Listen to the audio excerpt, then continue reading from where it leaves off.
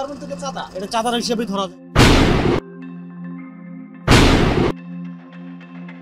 রাজধানীতে গাড়ি চলতে গেলেই দিতে হতো চাঁদা, এখনো কি চাঁদা আছে নাকি চাঁদা ছাড়াই চলছে পরিবহন?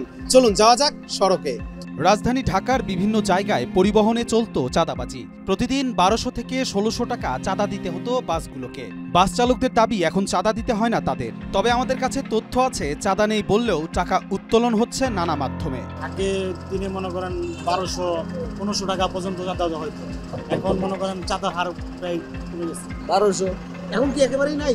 এখন নাই বলতে নাই আর কি, আপনার যারা রোডে কাজ করে লাইনম্যান এখন বেতন ওই যে গাড়ি এলে 100 টাকা 120 টাকা। আগে তো 1600-1700 টাকা চাঁদা দিচ্ছে, এখন বর্তমানে একটু ভালো হবে। এখন আমাদের কোনো চাঁদা মাদা করি না, এখন কোনো চাঁদা দিল এটা আগে মনে করেন যারা দলীয় ছিল তারা ভাবে নিচ্ছে, কিন্তু এখনকার বর্তমানে তো কোনো দলীয় নাই, কিছুও নাই। এখন বর্তমানে ছাত্ররা আসার পরে একটু আমাদের সুবিধা। আগে আব্দুল্লাহপুর, বাইপাইল, আশুলিয়া, নবীনগরে নেওয়া হতো এ চাঁদার টাকা। পরিবহন শ্রমিকদের অভিযোগ রাজনৈতিক ব্যানারেই নেওয়া হতো এসব চাঁদা। 1600 টাকা 1700 টাকা চাঁদা নিত প্রতিদিন, রাস্তায় নিত, যেরকম আব্দুল্লাহপুর নিত, তার পাশে আশুলিয়া নিত, বাইপাইল নিত, নবীনগর নিত, চাঁদা নিত আমলিগের লোকেরা। অপরদিকে যাত্রীদের দাবি চাঁদা নেওয়া বন্ধ হওয়ায় ভাড়া কমানো উচিত যাত্রীদের। চাঁদার দৌরত্ব নাই, যে বিষয়টা এখন আগের মতো একেবারেই টোটালটাই আলাদা।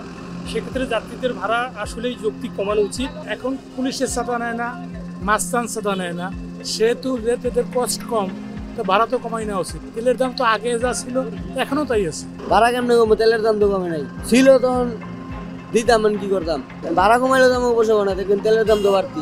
ভাড়া তো আগেরটাই, আগের দেখতে আমাদের তো কোনো ভাড়া কোনো বেশি নেই। তেলের দাম বাড়াতে আমাদের ভাড়া ছিল 48 টাকা, সে ভাড়াটাই আছে, এখন কোনো বাড়তি কোনো ভাড়া নেই। একজন বাসের ড্রাইভার জানান রসিদবিহীন সিটি কর্পোরেশনের নামে উত্তোলন করা হয় 50 টাকা। সিটি কর্পোরেশনের চাঁদা দিতে হয় মানে 50 টাকা, এবং সিটি কর্পোরেশন এটা ফ্রি, ওটা টোকেন দেয় না, টোকেন দেওয়া হয় না। তার মধ্যে চাঁদা, এটা চাঁদার হিসেবে ধরা যায়। তবে রসিদ ছাড়া কোনো ধরনের টাকা উত্তোলন সম্পূর্ণ অবৈধ বলে জানান উত্তর সিটি কর্পোরেশনের পরিবহন শাখার মহাব্যবস্থাপক আব্দুল্লাহ আল মাসুদ। রসিদ দিয়ে সিটি কর্পোরেশন থেকে নির্ধারিত টার্মিনাল ফি নেওয়া হয় বলে জানান তিনি। না, আমরা এটা এই বিষয়ে জানি না, আর এটা সম্পূর্ণ অবৈধ। এটা আমাদের ইস্যু নাই, ইয়ারও নাই। হ্যাঁ, এটা সম্পূর্ণ, এটা তো কোনো ইয়ে নাই। আমাদের যেগুলো করে সেগুলো তো সিটি কর্পোরেশনের, এটা গাবতলীতে মহাখালীতে 50 টাকা করে নেওয়া হয়, 50 টাকা। আর হ্যাঁ, টার্মিনালের ভেতরে যে দোকানগুলো আছে, টিকিট কাউন্টার আছে, ওগুলোর একটা মান্থলি ভাড়া আছে নমিনাল। বিআরটিএ সূত্র মতে 2024 সালের সেপ্টেম্বর পর্যন্ত দেশে বাস, ট্রাক ও কাভার্ড ভ্যান সহ প্রায় 58 লাখ নিবন্ধিত যানবাহন রয়েছে। এর মধ্যে বাস ও মিনি বাসের সংখ্যা প্রায় 82,000। অপরদিকে ট্রাক ও কাভার্ড ভ্যান ও ট্যাঙ্ক লরির সংখ্যা 2.25 লাখের মতো। পাশাপাশি রয়েছে অন্যান্য ছোট গণপরিবহন। পরিবহন খাতের সূত্র মতে সারা দেশে সড়ক পরিবহনে মালিক শ্রমিকদের 932টি সংগঠনের মধ্যে 686টি অবৈধ। কেউ জয়েন্ট স্টক কোম্পানি, কেউ বা শ্রম অধিদপ্তর থেকে নিবন্ধন নিয়েছে। নাম সর্বস্ব এসব সংগঠনের কারণেই পরিবহন খাতে চাঁদাবাজি বাড়ছে।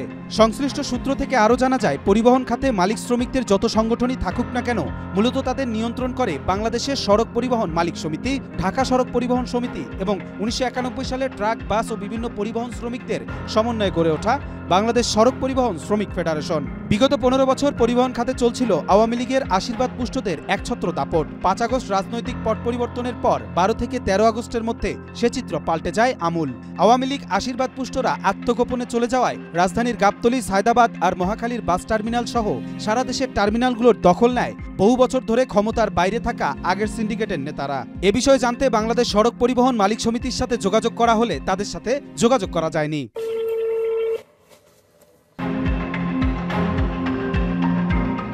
একসময় রাজধানী ঢাকায় গাড়ির চাকা ঘুরলে প্রতিদিন দিতে হতো 1500 থেকে 1600 টাকার চাঁদা। বর্তমানে একেবারেই নেই চাঁদা, তাই ভাড়া কমানোর প্রত্যাশা যাত্রীদের। কবির চৌধুরী, জয়, মাই টিভি, ঢাকা।